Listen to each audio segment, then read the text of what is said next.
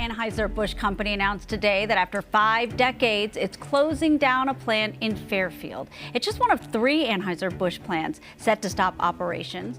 After almost 50 years in operation, 238 workers are about to lose their jobs. And 4 months before the announcement, the company spent $7 million upgrading the very facility they're about to abandon. Anheuser-Busch saw this disaster coming. In December 2024, California's largest beer producer announced it was shutting down their Fairfield brewery and fleeing to other states after nearly 50 years in Solano County. The CEO called it part of modernizing operations, but Mayor Catherine Moy didn't mince words when she told reporters that California's business environment operates like a hostile dictatorship. 4 months earlier, in August 2024, the company had spent $7 million on brand new equipment at that exact same facility. Now, we're staring at record beer prices, massive job losses, and California desperately importing beer from other states just to keep store shelves stocked, whilst the facility that produced 124 million gallons annually goes dark. When your biggest beer producer abandons ship after investing millions in upgrades, that should have been the warning everyone needed. Anheuser-Busch, a company generating $60 billion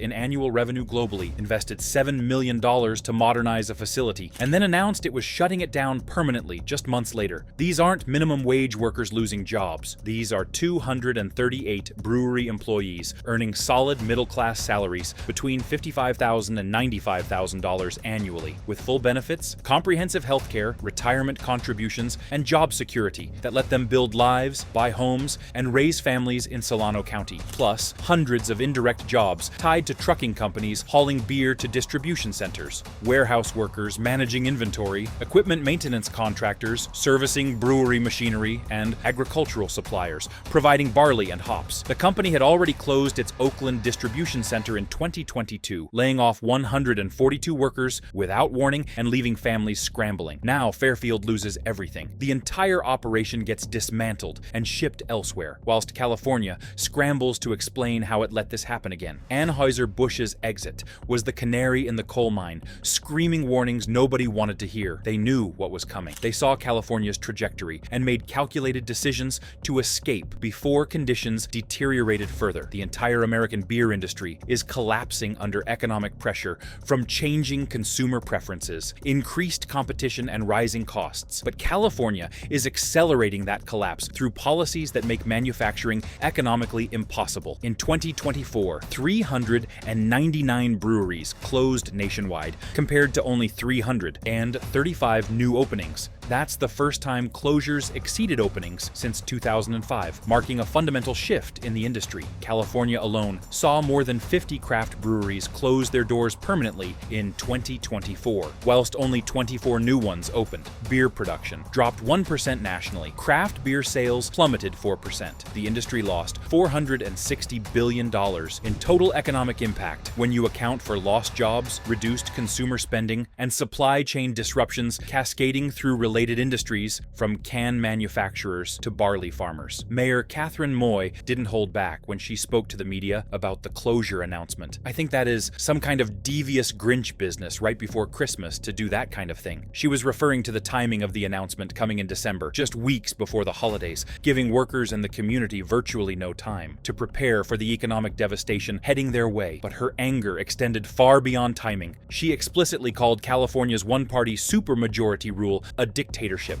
that's systematically driving businesses out of the state. She listed other recent losses that have gutted Solano County's economy. Benicia losing the Valero refinery that employed hundreds of workers earning good wages. Copart relocating its corporate headquarters and taking hundreds of jobs elsewhere. And now Budweiser closing after nearly half a century as an anchor employer. If we don't change course, our beautiful state will sink further, she warned anyone listening. Industry analysts who track beer pricing and supply chains project that beer prices could spike by 15 to 20% when major production facilities close permanently and supply must shift to more distant locations. Anheuser-Busch produced over 4 million barrels annually at the Fairfield facility. That's 24 million gallons of beer that must now come from somewhere else, adding transportation costs, supply chain complexity, and distribution challenges. The company announced they'll shift production to their Los Angeles brewery, which is already operating near maximum capacity capacity and will need substantial upgrades to handle additional volume, and to facilities in other states, including Colorado, Missouri, and Texas, that are thousands of miles from California markets. Transportation costs will explode when beer travels hundreds or thousands of miles instead of 50. Supply chain disruptions are inevitable as distribution networks get reconfigured. Increased demand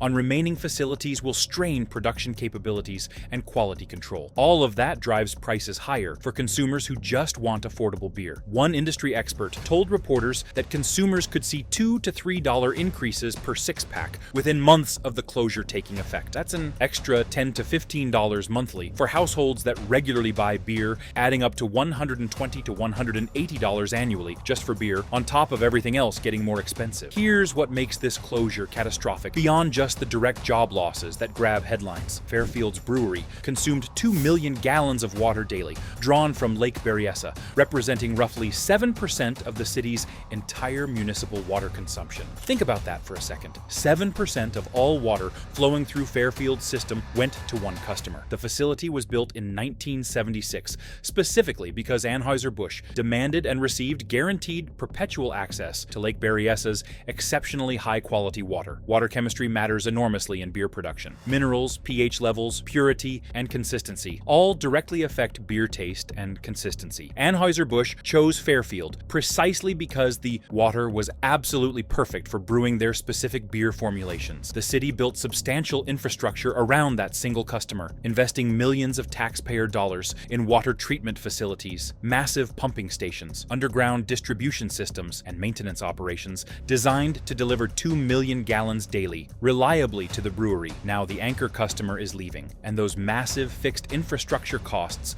must be redistributed to remaining residential and commercial customers who collectively consume far less water and generate far less revenue. Mayor Catherine Moy confirmed in a December 19th press conference that with Anheuser-Busch gone, the city will almost certainly have to raise water rates substantially just to maintain infrastructure built for a customer that's abandoning them. The city hasn't raised water rates in 5 years, absorbing steadily increasing costs through careful budget management and hoping desperately that major customers would continue subsidizing infrastructure that benefits everyone. That's no longer possible. The math doesn't work. Residents face projected utility increases of 15 to 20% within 12 months of the brewery officially closing. That translates to $400 to $600 added annually to household budgets for water and sewer services alone. On top of everything else rising, you're not paying for more water.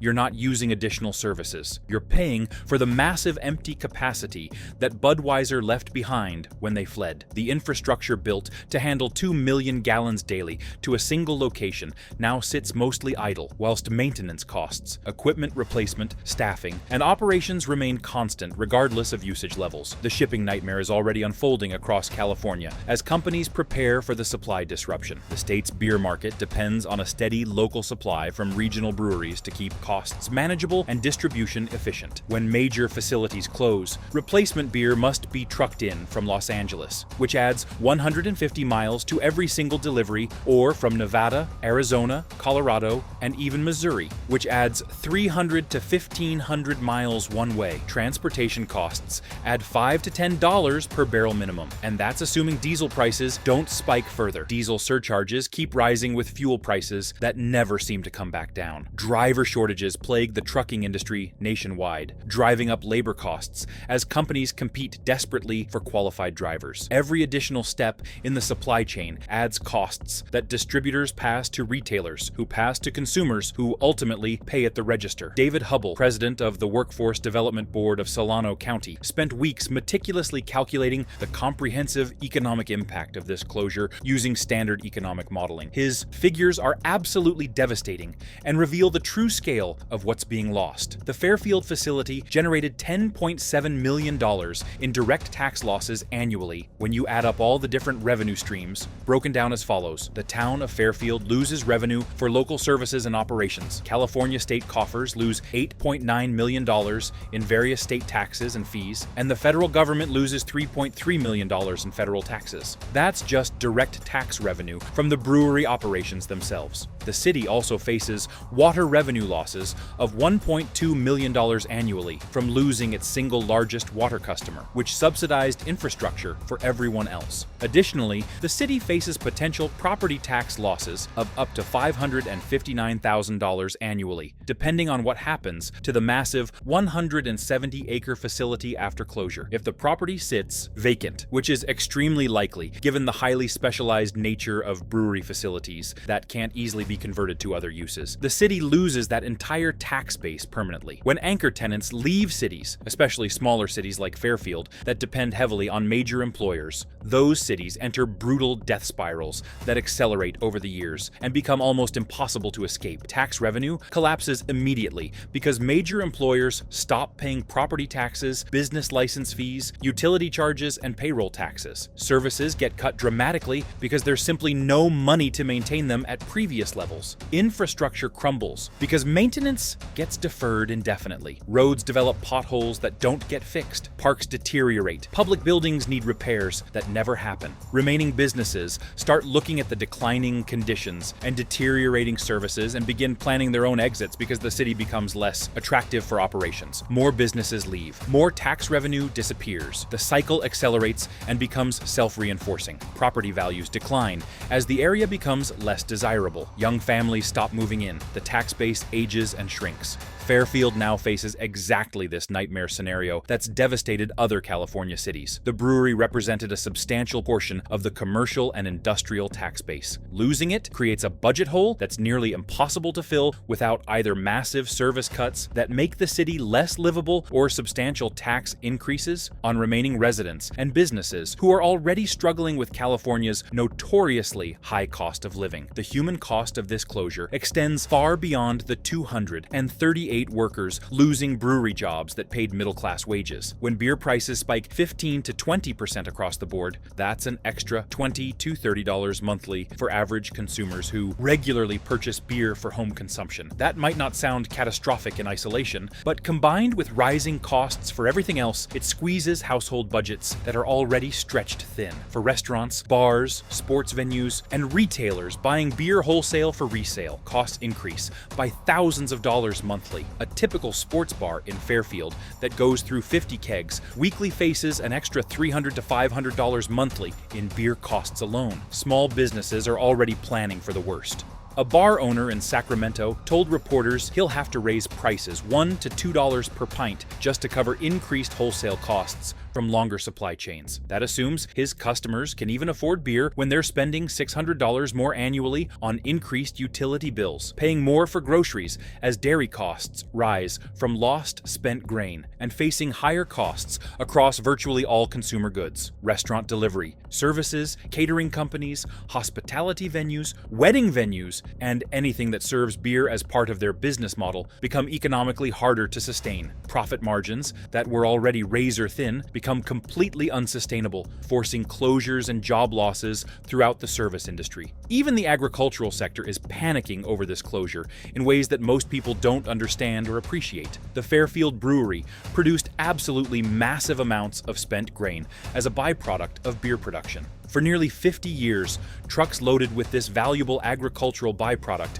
left the brewery every single morning before dawn, delivering high-protein feedstock to Central Valley dairy farmers within a 100-mile radius. Spent grain is the leftover barley and other grains after the brewing process extracts sugars and starches for fermentation. It's incredibly nutritious, loaded with protein and fiber that dairy cows need, and represents one of the cheapest, most efficient ways to keep dairy cows and beef cattle productive and healthy. Dairy farmers within trucking distance built their entire feeding programs and cost structures around this reliable, affordable supply that arrived daily like clockwork. A typical mid-sized dairy farm using spent grain from Fairfield saved $3,000 to $5,000 monthly on feed costs compared to buying commercial feed from Midwest suppliers and paying transportation costs to get it across the country. When the brewery closes permanently in February 2026, that entire spent grain supply vanishes overnight, and farmers are left scrambling scrambling. Farmers must buy replacement feed from commercial suppliers based in Iowa, Nebraska, and other Midwest states at premium prices that are 20 to 30% higher than spent grain, then pay substantial additional diesel surcharges to transport it from the Midwest across the Rocky Mountains to California farms. Industry analysts estimate this represents a 5 to 8% increase in feed costs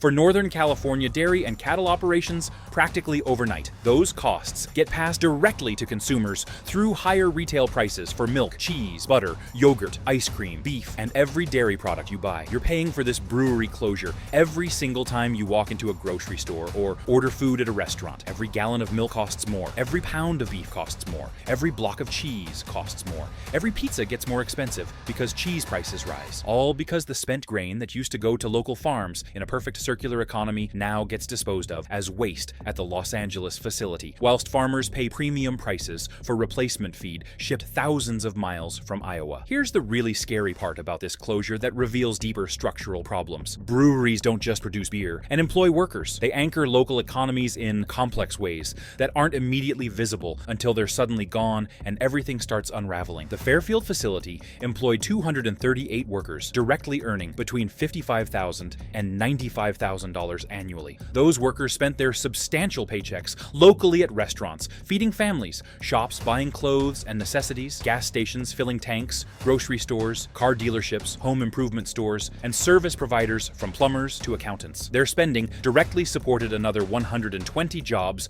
across the local economy, according to standard economic multiplier calculations used by workforce development experts. Another 120 truckers hauling beer to distribution centers, warehouse workers managing inventory and logistics, maintenance contractors servicing brewery equipment and facilities, equipment vendors selling parts and supplies, and agricultural suppliers providing barley and hops all depended on the brewery for substantial portions of their income and business revenue. The agricultural sector loses its spent grain supply, forcing some farm closures that eliminate even more jobs. The city loses budget stability, forcing service cuts that reduce government employment in parks, libraries, and other departments. Every piece connects to other pieces in ways that create stability when things work, but create cascading failures when major pieces get removed. When one major piece gets yanked out suddenly, the entire economic structure becomes unstable and starts collapsing in unpredictable ways. The irony that should infuriate every California resident is that California desperately needs beer production capacity. Americans still drink beer at historic levels despite industry challenges and shifting consumer preferences toward wine,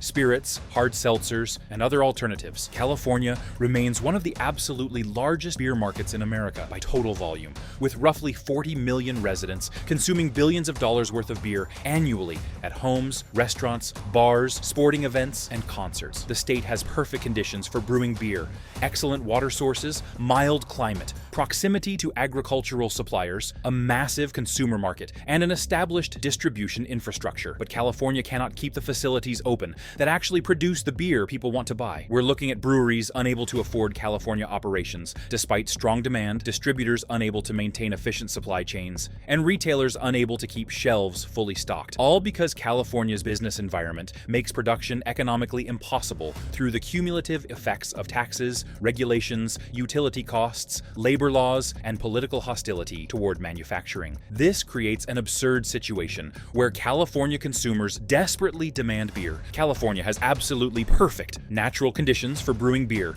but California systematically drives away companies that make beer. Anheuser-Busch still operates its massive Los Angeles brewery for now, at least until they decides it's not worth keeping either. The company continues to publicly state through carefully worded press releases that it's fully committed to California operations and that the Los Angeles facility will absorb Fairfield's production volume. They're offering employees relocation packages with moving assistance and housing support to move to other states where Anheuser-Busch operates facilities, including Missouri, Colorado, and Texas. But actions speak infinitely louder than corporate public relations statements, and the actions clearly suggest California is becoming expendable to their long-term strategy. They closed Oakland distribution in 2022 without warning, eliminating 142 jobs and devastating families. They're closing Fairfield in February 2026, eliminating 238 more middle-class jobs. They're actively offering relocation packages, encouraging California workers to leave the state permanently rather than finding them positions at the Los Angeles brewery. The company's reported profit profit dropped from $2.07 billion in Q3 2024 to $1.05 billion in Q3 2025, showing they're preparing strategically for a different future. A future in which California represents a steadily declining share of its overall operations and investment priorities. How long before company executives decide the Los Angeles brewery isn't worth maintaining either, given California's trajectory? That facility faces all the exact same California challenges that doomed Fairfield: exceptionally high labor costs that keep rising, expensive utilities with rates that never decrease, burdensome regulations that require dedicated compliance staff, constant litigation risks from California's lawyer-friendly environment, and open political hostility toward manufacturing from state leadership. The second the financial math stops working, they'll shut it down just like Fairfield without hesitation. When that happens, and it's increasingly looking like when rather than if, California will import virtually all beer from other states, paying massive premium prices for products that used to be made locally with California jobs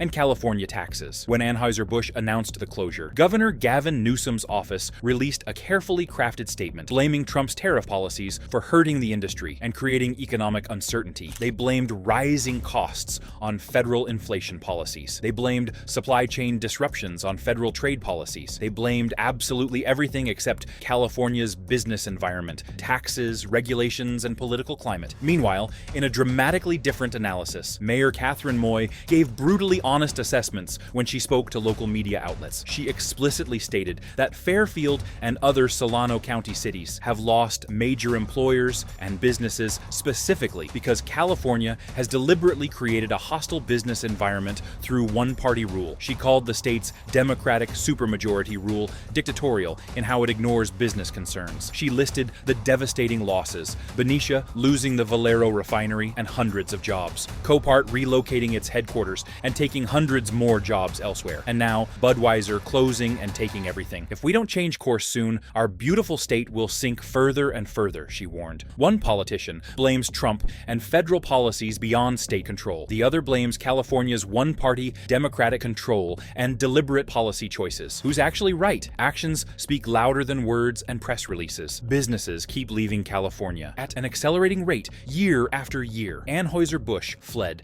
because they saw California becoming economically impossible for manufacturing, regardless of who sits in Washington. They invested $7 million in August, upgrading equipment, then announced closure in December. That's not a decision driven by tariff uncertainty or federal trade policy. That's a company that did detailed financial modeling and realized that continued operations in California weren't economically sustainable, regardless of federal policies. And that cutting losses now was better than bleeding money for years. Consider what that $7 million investment in August reveals about their decision-making timeline and how quickly conditions deteriorated. Major corporations don't casually spend $7 million on facility upgrades in August if they're planning to close permanently in February. That's barely 6 months of wasted investment that shareholders would rightly question. The most likely explanation is that corporate executives and financial analysts approved the Fairfield upgrades expecting to operate for years, saw the financial projections worsening dramatically throughout late summer and fall